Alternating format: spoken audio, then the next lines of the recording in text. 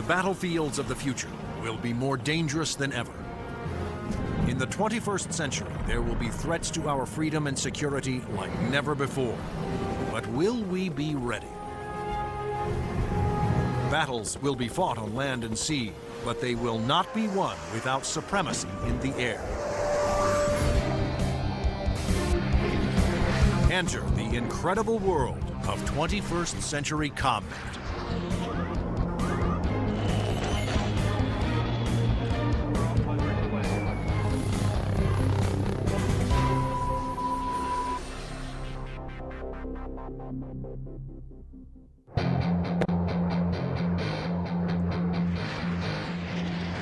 Air power is the dominant strategic force. It's air power that lets you influence events and respond to events quickly. It's air power that lets you fight a war without putting hundreds of thousands of people on the ground. To date, Air Force F-15s have won more than 150 dogfights against enemy fighters without a single loss. And the Navy F-18 Hornet is widely recognized as the world's best carrier-based fighter bomber. But in the future, neither the F-15 nor the F-18 will be able to survive against deadly enemy anti-aircraft missiles. Surface-to-air missiles, or SAMs, are going to represent the biggest threat. Those very formidable systems developed in Russia or China will have to be taken out of action very quickly in any future conflict. The fighter of the future will need to be stealthy to slip past enemy radar. It must be able to take out anti-aircraft installations. And it must out-dogfight any enemy fighters that get in the way.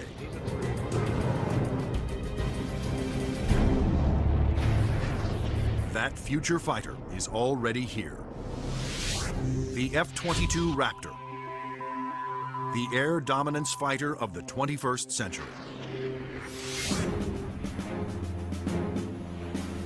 Developed by Lockheed Martin, this advanced tactical fighter has been designed to be the first plane to cross enemy lines, clearing the way for all other forces.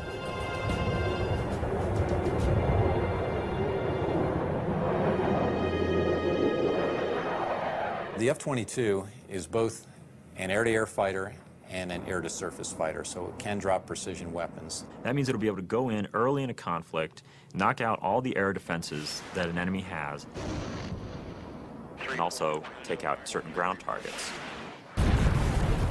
And open the door for all the U.S. forces, whether they're ground vehicles or other aircraft, to come in and continue the fight.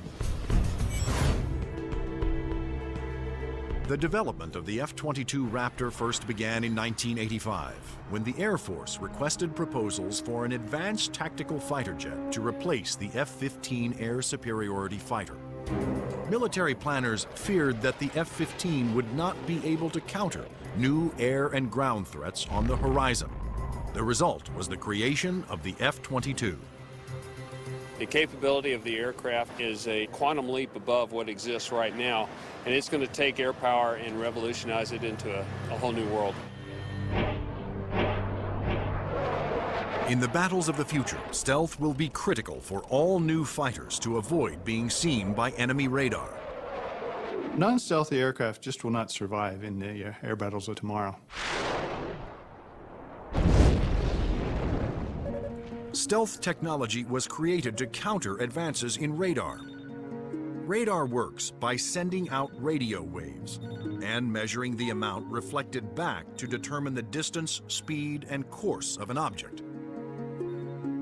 But stealth aircraft are designed with surfaces that deflect radio waves away, making them nearly invisible to radar.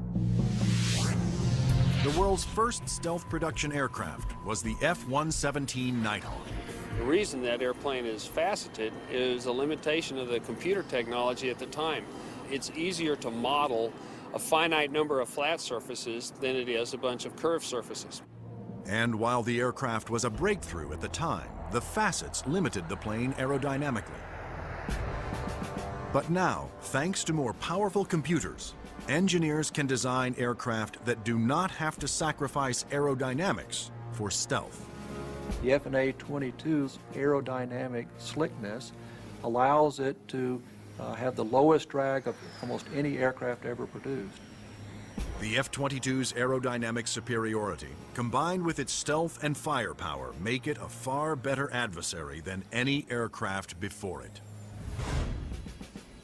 The F-15, which the F-22 will replace, has been a very successful fighter, but it is not stealthy. The F-117, while stealthy, carries no air-to-air weapons and is not designed for air combat. It relies on stealth and mission planning to protect itself. But the F-22, on the other hand, is not only stealthy, but comes with a full complement of air-to-air and air-to-ground weapons. The primary armament is in weapons bays underneath the airplane, where we carry 6 medium-range radar-guided missiles. By carrying the weapons internally, it preserves the stealthy shape of the plane. For closer infighting, the F-22 has short-range missiles and guns. Behind these two doors right here is the side weapons bay. This is where we carry a heat-seeking missile.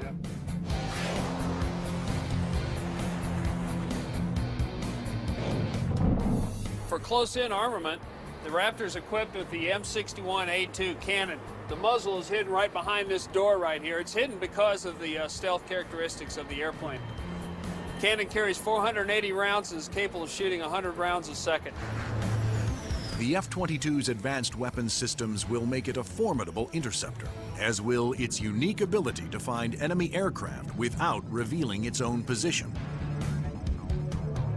When other planes use their radar, they become visible to every other radar system in the area. But that's not the case with the F-22.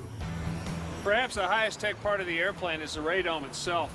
Not only does the radome have to be stealthy, but it has to be able to transmit and receive its own radar signals. How the F-22 radar achieves that remarkable feat is classified. But what is known is that the F-22 can see enemy aircraft at a distance while remaining invisible to them. The first time that the bad guys will really know there's an F-22 in the area is when one of them blows up. Along with its advanced radar system, the F-22 is the first fighter to have supercruise, the ability to travel faster than the speed of sound without using its afterburners. A jet's afterburners boost speed by pouring fuel directly into the hot blast of the engines, adding fiery extra thrust. But afterburners are also wasteful, consuming enormous amounts of fuel, dramatically affecting the range and duration of a plane's mission. But the F-22 doesn't have that problem. Without using afterburners, it can supercruise at an incredible 1.5 times the speed of sound, over 1,000 miles per hour. This is all about our pilots being able to go fast, minimize the amount of time they are exposed to any threat, do the mission that we've sent them to do, turn around and come home safely. The F-22 is presently the only fighter in the world with supercruise, but it wouldn't be possible without a very unique set of engines. The goals for Pratt & Whitney were to provide a transformational engine that the Air Force needed, one that was stealthy, maintainable, and fast. The F-119 PW100 was developed by Pratt & Whitney after years of research. It sets the new standard for jet engines. Along with its incredible supersonic ability, the F-119 incorporates thrust vectoring.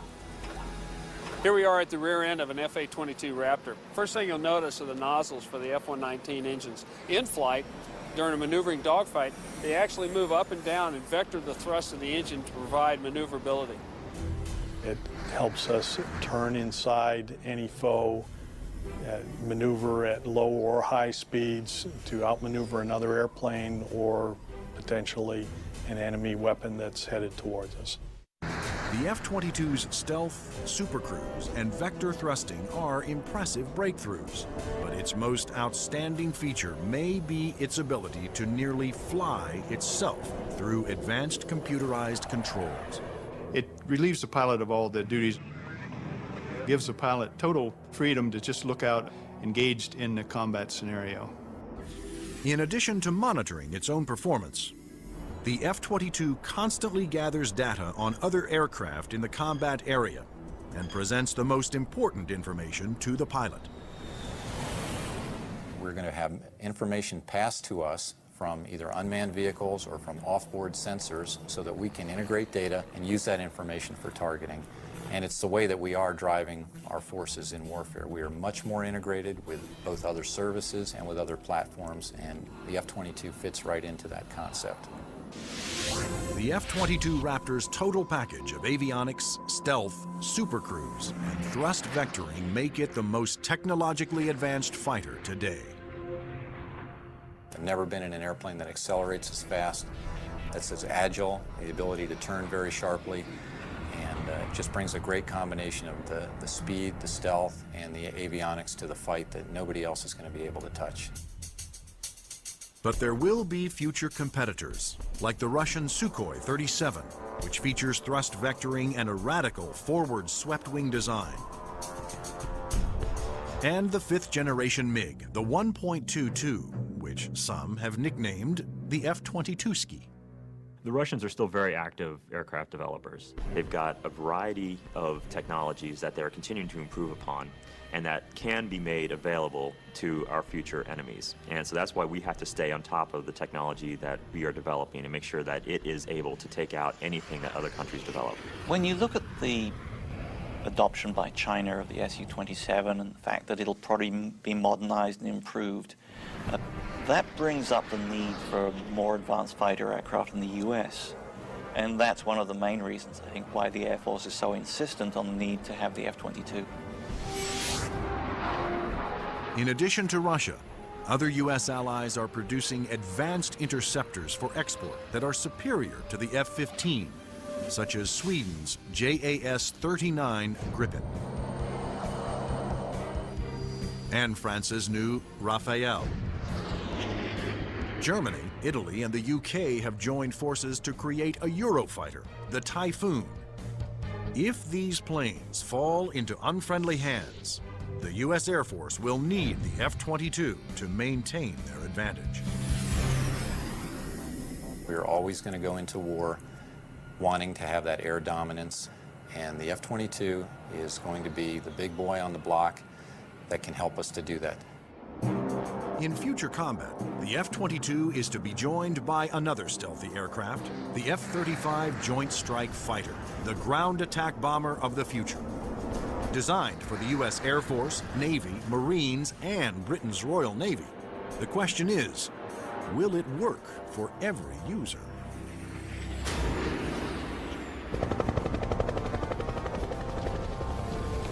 The rules of war have changed. Brute force has given way to high tech, and conventional weapons of the past will no longer be effective. In future battles, the F-22 will be the first fighter to cross enemy lines, surgically removing air and ground targets.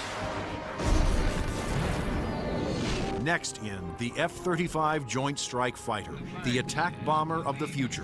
It will assume the air-to-ground attack role for the U.S. military. The F-35 can carry heavy weapons externally for maximum effect. But when a smaller payload is carried internally, it is nearly as stealthy as the vaunted F-117 Nighthawk. It has a significant amount of stealth capability to allow it to be used early on in a campaign, and it has a significant amount of weapons carrying and payload capability to be used at the later stages of campaign. The threat to the airplanes may not be as significant and require that stealth. The development of the F-35 was driven by the Armed Forces' desire to save costs by creating a ground attack bomber that would meet the needs of the Air Force, Navy, Marines, and Britain's Royal Navy. Airplanes are becoming very expensive these days, and we had to do something to get the cost of these airplanes back down to a reasonable level. The F-35 is expected to cost about $40 million, one-third the cost of an F-22 Raptor. But could one basic airframe be designed to satisfy so many different military demands? Each armed service wanted a stealthy ground attack bomber, but the Marines also needed a plane with short takeoff and vertical landing capability. The U.S. Navy required a craft with larger wings, heavy-duty landing gear, and an arresting hook for carrier landings. And the wings would have to fold up to save deck space. The size and scope of the JSF program is pretty significant.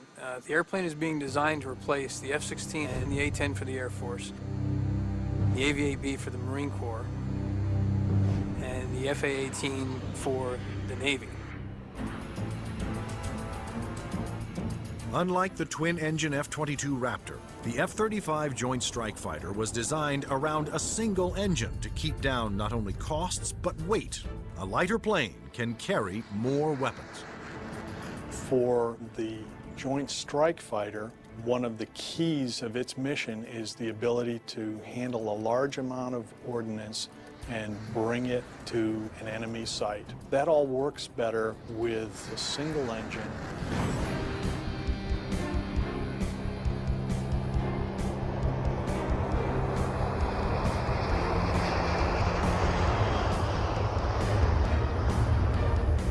The Air Force version of the Joint Strike Fighter, the F-35A, made its first flight attempt on October 24, 2000.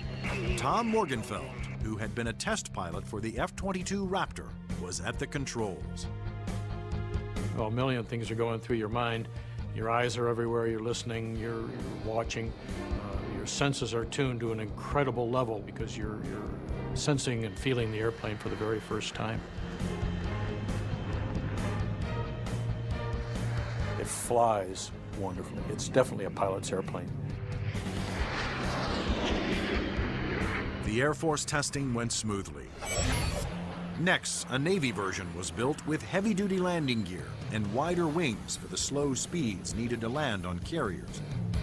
Navy test pilots flew touch and goes, demonstrating the F-35's ability to land within the space of a carrier's flight deck.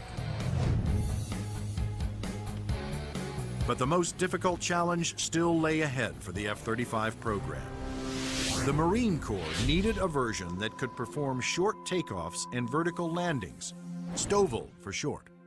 The STOVL capability is extremely important to the Marine Corps because the airplane can go just about anywhere that the rest of the forces can go. It's not limited to needing a large runway. It doesn't need a really big ship to operate off of. Engineers at Lockheed Martin, the designers of the F-35 Joint Strike Fighter, took a hard look at the AV-8B Harrier, the STOVL fighter that the new aircraft would have to improve upon. The Harrier is a great airplane if you look at the fact that it's basically 1960s technology. It's achieving all those wondrous STOVL flight sort of maneuvers without the aid of a lot of computers. The Harrier's ability to take off, hover, and land vertically is achieved by vectored thrust. The powerful force of its jet engine is directed downwards through 4 nozzles that can pivot 90 degrees. I was brought in because I am a Harrier pilot with almost 1,600 hours in that airplane. So all of the lessons learned I have from the Harrier airframe and operational experience I have, I was able to bring to the program and use those to help evaluate the X-35 STOVL version. For hovering, engineers gambled on a radical new system. They planned to supplement the vectored thrust method by harnessing the jet engine to a drive shaft that would power a fan to blast air downward. In 1991, we unveiled this shaft-driven lift fan system to the technical world. Some actually said, "You gotta be kidding me. Are you guys serious?" The lift fan required doors to open behind the pilot on the top and bottom of the plane to draw in more air. The fan would blast air down mid-ship, while the jet nozzle in back swiveled, blowing its powerful exhaust down to create a balanced lift force. The shaft-driven lift fan system allows you to harness a lot more energy out of what the engine is producing. But harnessing a jet engine to a drive shaft proved to be extremely difficult. The mechanical energy we were dealing with in the shaft-driven lift fan system was very large. We had 28,000 horsepower being transmitted from the drive shaft from the main engine to the lift fan. And that's similar to the power going through a U.S. naval destroyer. The lift fan's ability to blend large amounts of cool air with the hot jet exhaust provided another important benefit. One of the things we learned in JSF was to combine the jet exhaust to get a lower combined temperature than the Harrier. This allowed us to avoid some of the problems. Large amounts of cool air with the hot jet exhaust provided another important benefit. One of the things we learned in JSF was to combine the jet exhaust to get a lower combined temperature than the Harrier. This allowed us to avoid some of the problems with concrete where the concrete would actually burst and explode under the high temperature and high jet exhaust from the Harrier. At the Lockheed Martin test facility in Palmdale, California, the revolutionary lift fan system was put to the ultimate test, in the air. If the lift fan failed during hover, the plane would crash.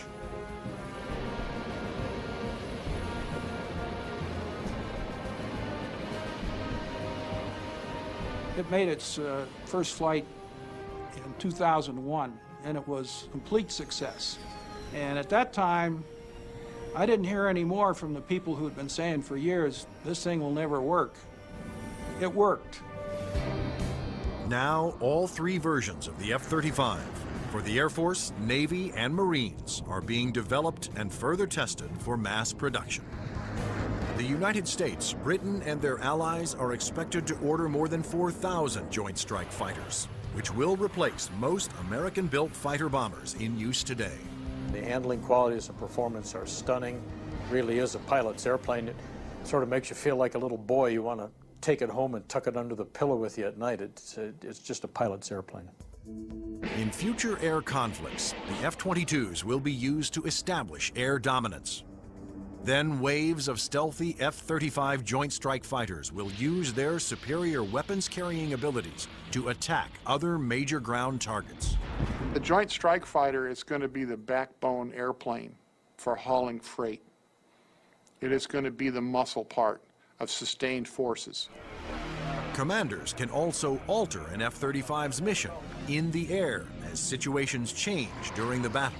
There are a variety of ways for the F-35 to bring in information from external platforms, other airplanes flying around the battlefield, satellite-based assets, ground-based assets. All that information can be presented to the pilot in the cockpit and allow him to be more of a tactician and manage the tactics of the game that day instead of worrying about the nuances of flying the airplane.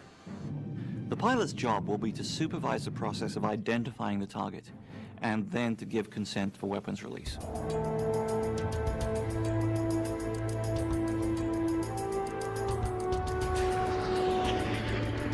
The Joint Strike Fighter will be able to carry a wide range of weapons, to include the heavier weapons such as the 2,000-pound bunker busters and 2,000-pound blast weapons. The Joint Strike Fighter's 1-ton bunker busters and blast bombs will be guided to their targets with pinpoint precision by JDAM tail kits. The Joint Direct Attack Munition, or JDAM, is a kit that can be put on any bomb to give it the brains to know where to go, and the movable tail fins to guide it there. JDAM is a guidance kit that came after Desert Storm. This little round piece on the side there is an inertial navigation clock. Now this clock, instead of measuring seconds, measures feet. If you take the unit and you tell it where it is right now electronically, and then you move it back a foot, or you move it up a foot, it measures every centimeter and every distance. The bomb knows the coordinates of where the airplane is, and it also knows the coordinates of where the target is. And when the weapon is released from the airplane, it simply flies from one set of coordinates to the other and does its thing when it gets there. Because a JDAM is directed by GPS, or global positioning satellites, it can hit targets regardless of visibility. The way we use it is by employing it against targets that we cannot normally see visually, whether it is due to weather, smoke, haze, or just some sort of other thing that's obscuring the target.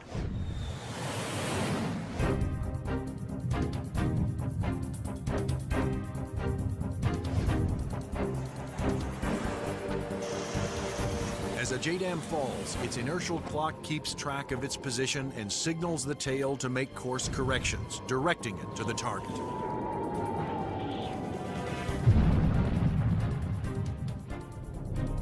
The accuracy of new weapons like JDAMs will reduce collateral damage. It also makes the F-35 an even more formidable weapon system. The new weapons such as JDAM really reduce the need for the number of sorties, and that reduces our risk because we're not exposed to enemy threats as often. The F-35's combination of advanced weapons, avionics, and stealth will help it ensure its success over the battlefields of the future. U.S. military planners wondered if these same features could be utilized in a helicopter. They wanted a stealth helicopter. But could it be done?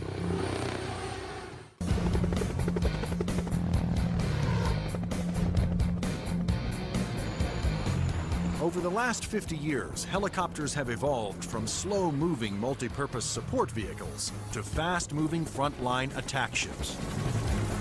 But in the high-tech wars of the future, speed alone is not enough. Information is the key. There's three elements that are critical to warfare. The ability for you to know more than the enemy, the ability to maneuver quickly around an enemy and gather more information about them, and the ability to provide precision firepower at the enemy. In future conflicts, after the F-22 Raptors and the F-35 Joint Strike Fighters have cleared the way, surveillance and attack helicopters will support ground troops as they move in to secure the area. We like to be down low where the action is, and we like to be down low where the threat can't see us. But at such low altitudes, helicopters are vulnerable to a wide assortment of ground-to-air weapons. All the simple systems, the guns, unguided rockets, the surface-to-air missiles, it's got to deal with all of that, and it's got to deal all of it effectively. The Pentagon has responded with a two-pronged strategy to counter this threat: inexpensive, expendable unmanned helicopters and stealthy manned helicopters. Unmanned helicopters will be primarily used for surveillance and for gathering targeting information. Fire Scout, designed by Northrop Grumman, was specifically developed to take off and land on Navy ships. However, the key to creating a successful manned helicopter for future combat is to make it stealthy like the F-22. But the question is, can it be done? Achieving stealth in a helicopter is different from stealth in a fixed-wing aircraft. You're concerned about different signatures: radar reflectivity, infrared, noise, all things that will give away an aircraft's position. Those signatures, like heat, smoke, and sound, put helicopters and their pilots at serious risk over the battlefield. All the small shoulder-fired missiles, which are very effective against helicopters, are heat-seeking infrared systems. The challenge for engineers was to create a quiet helicopter with very few signatures and a small radar cross-section. And that's exactly what Sikorsky has done with the new RAH-66 Comanche. In the Comanche, with all the stealth capabilities, we can defeat the radar threat. We can defeat the guy with the shoulder-launched heat-seeking missile. And from the guy popping up in the tree, our agility defeats him. Our small size, our quiet acoustic signature defeats him. Often the first thing you hear from a helicopter is the sound of the wake from the main rotor hitting the wake from the tail rotor. In the Comanche, the fan tail is shrouded, so there is no interaction between the fan blade tips and the main rotor tips, and it's also canted slightly. And those all contribute to reducing the acoustic signature. Engineers also experimented with the main rotor to find a quieter design. If you look at a Comanche, it's got a 5-blade rotor, and what that does is it cuts down the normal chop, chop, chop sound from a helicopter into a more discreet whir that kind of blends into the background. Reducing the heat signature of a helicopter is also essential to making it more survivable. When you look at a Comanche, the first thing you ask yourself is, where's the exhaust? Where does all this hot air get out of the engine? The Comanche's exhaust actually escapes through the tail boom, where it is instantly dispersed by cool air from the rotor. That missile has to have something to home in on, and that's a heat signature. Comanche defeats that by the engine exhaust being mixed with ambient air and cooling it so that there's no longer a heat plume for that missile to home in on. To defeat radar, the Comanche utilized the stealth secrets first developed for the F-117 Nighthawk. There are no radar-reflecting right angles on its outer fuselage, and all weapons are carried internally to help keep its stealthy shape. What's interesting about the helicopter is some of the things that achieve stealth actually make the helicopter better. Things like the retractable landing gear and the retractable weapons bays, that also makes it sleeker and faster. So once you've bought into the stealth part of it, you get other superior attributes. The main role of the Comanche is to give commanders an overview of the battlefield by providing up-to-the-minute information. Comanche is going to be basically their flying cavalryman. It's going to dart in and out, slash and cut, be a reconnaissance vehicle. As Comanche's two pilots gather data, their computer shares that data with other Allied forces. When the Comanche finds the enemy, he's going to kind of direct like a quarterback to apply the firepower to defeat that enemy.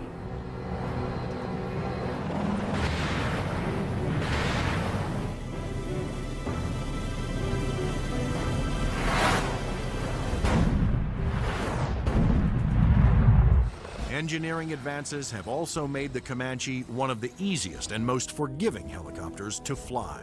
One thing that Comanche brings that other previous generation helicopters can't bring to the table is the pilot can maneuver the Comanche in virtually any axis without fear of exceeding any limits. Although it will be used primarily for reconnaissance, the Comanche will also be armed for self-defense. The Comanche is capable of carrying a wide array of weapons, all the way from guided missiles using a laser guidance system, heat-seeking missiles, which would be more of an air-to-air weapon, or unguided rockets, and also the latest Hellfire is pretty much a fire and forget. In addition, Comanche's pilots can ask Allied aircraft to fire missiles their way, and can then take over and guide those missiles to their targets.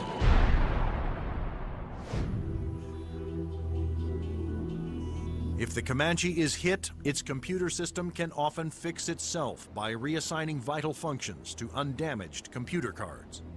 This is where the computer brain of the Comanche is.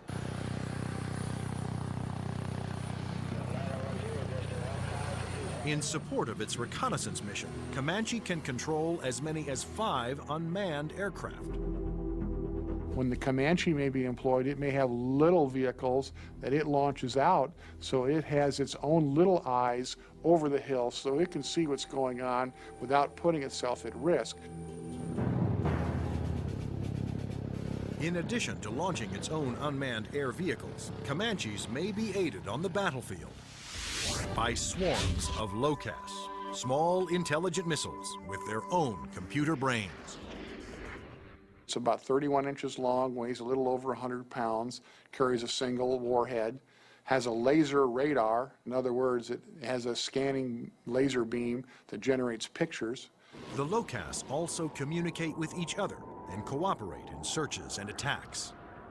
You could have a swarm of LOCASes, each of which has its own eyes, each of which is thinking, but each of which is communicating with each other. Send that imagery back to the operators who could either use these as surveillance probes or, in fact, as weapons themselves. Weapons like LOCAS reflect the trend toward electronically linking all Allied forces and weapons so that information can be shared and used by all. By networking aircraft over the battlefield, with surveillance platforms and other weapons systems, commanders can quickly change missions to take advantage of up-to-the-minute information. The key to the air battle of the future is not necessarily stealth, speed, or firepower. It's going to be information. Unmanned air vehicles, or UAVs, will provide a large part of that information while flying long-duration surveillance missions. So, will the Air Force of the future have no pilots? Since the very first use of airplanes in war, military planners have looked for ways to make aircraft more effective and more lethal. once so secret their very existence was denied by the government, unmanned air combat vehicles, or UCAVs, are now poised to take the preeminent role in 21st century air combat.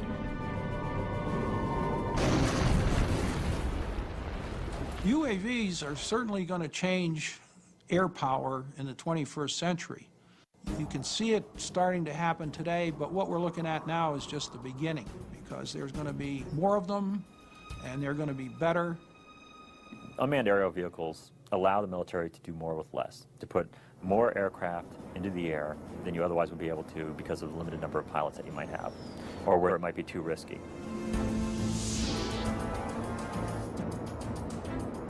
In the future, aircraft that have no pilots on board will carry out the most dangerous combat missions. Today, unmanned air vehicles, or UAVs, are already taking over the role of long-duration surveillance. UAVs don't have mothers. You lose a UAV in combat and nobody bats an eyelid. One of the earliest surveillance UAVs was the Predator. It was developed in the early 1990s. When you look at Predator, basically they start off as being long-endurance systems that can really persist over the battlefield. In Afghanistan, Predators provided critical real-time intelligence. And it was there that a Predator made an amazing transformation from surveillance to armed aerial attack. Fired a Hellfire missile, an Al-Qaeda convoy, and destroyed one of the vehicles in there. And at that point, it crossed the line from an unmanned aerial vehicle into an unmanned combat aerial vehicle. Today, the new Predator B can carry up to 10 Hellfire missiles. Of course, its primary mission is still what the military refers to as ISR, or Information, Surveillance, and Reconnaissance. It's basically a poor man's satellite. I mean, you can bring it in and let it dwell in an area. UAVs transmit important visual information to battlefield commanders via satellite or other data links. Once targets had been located, identified, and cataloged, these could be disseminated to other weapons or weapon systems. Reconnaissance UAVs have multiple ways of conducting surveillance.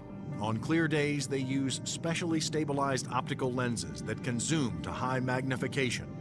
At night, they use infrared, and under adverse conditions, they use synthetic aperture radar to pierce the thickest clouds, sandstorms, or oil field smoke. When the radar is reflected back, it can also be used to create a 3D image of objects. If the enemy chooses to use countermeasures or decoys or deception techniques, having to beat 3 systems is a lot harder than 1. The success of the Predator paved the way for the development of an even more advanced high-altitude jet-powered UAV by Northrop Grumman. It's called the Global Hawk, but unlike the Predator, it was designed to take off, fly its pre-programmed mission, and land all on its own, thanks to the GPS, or Global Positioning Satellite System. The Global Hawk is basically a much larger version of the Predator. It has higher altitude capabilities, increased payload. It can carry a lot more sensors, a lot more communication devices, and it can loiter over a battlefield for up to 35 hours. The Global Hawk can stay aloft for a day or more, providing constant near real-time video surveillance over an area the size of Illinois. Predator and Global Hawk give us an up-close view, which is something you can't get from a national asset, which would be a satellite type of thing. Though still in development, the Global Hawk had a dramatic impact during Operation Iraqi Freedom. A single prototype provided information to Allied forces on 55% of all time-sensitive targets, including mobile Scud missile launchers.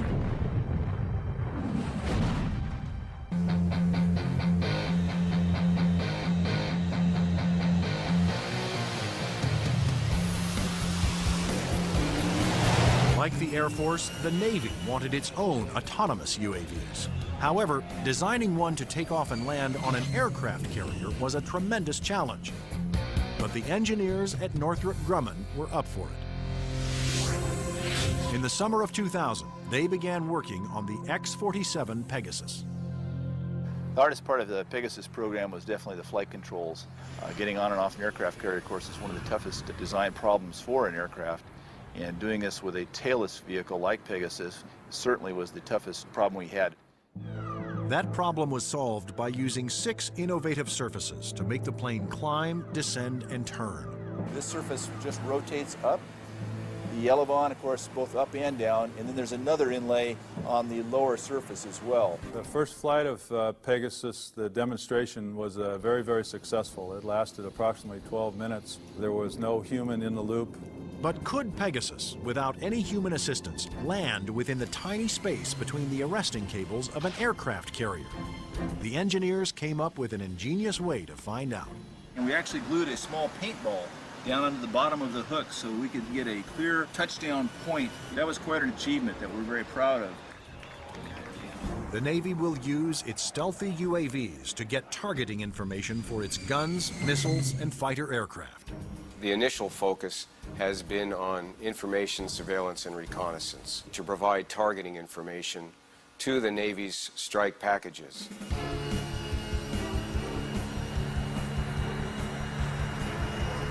But many future UAVs, such as Boeing's X-45 unmanned bomber, will be heavily armed. Although flying pre-programmed missions, armed UAVs will still need human permission to fire. It has to know where friendly forces are on the ground, where civilians might be, where collateral damage, i.e. hitting a church or a mosque, might be an issue. So there is an element that we always retain where a human in the loop is important. You can have a weapon that's doing its own surveillance and has its own ability to engage a target. And that gives you a level of dominance that we're just emerging on right now. In the not-so-distant future, there will be even more radical aircraft and airborne weapons systems. Everything from electromagnetic pulse weapons to powerful airborne lasers to hypersonic aircraft that can fly to anywhere in the world in 2 hours or less. But how soon will these high-tech secrets become a reality?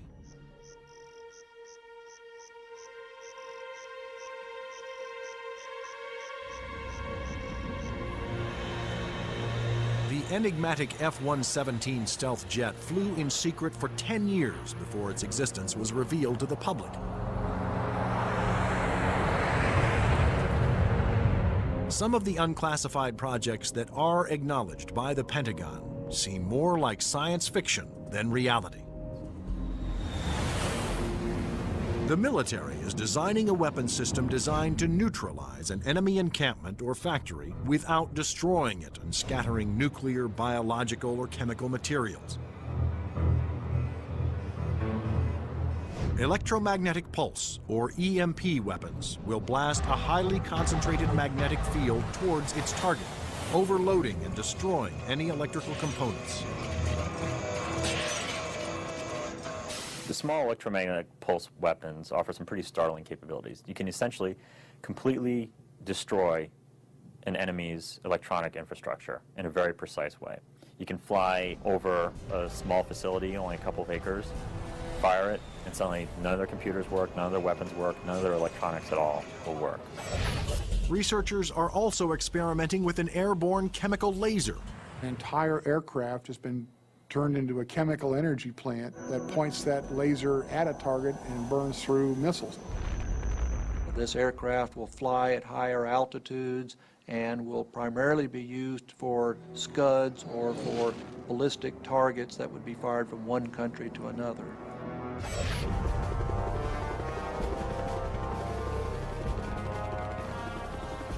American generals don't want a fair fight. They want their equipment to be the absolute best in the world so that whatever they come up against, they can defeat it quickly and efficiently. The battlefield of the future will continue to be a dangerous place. But military planners believe that the key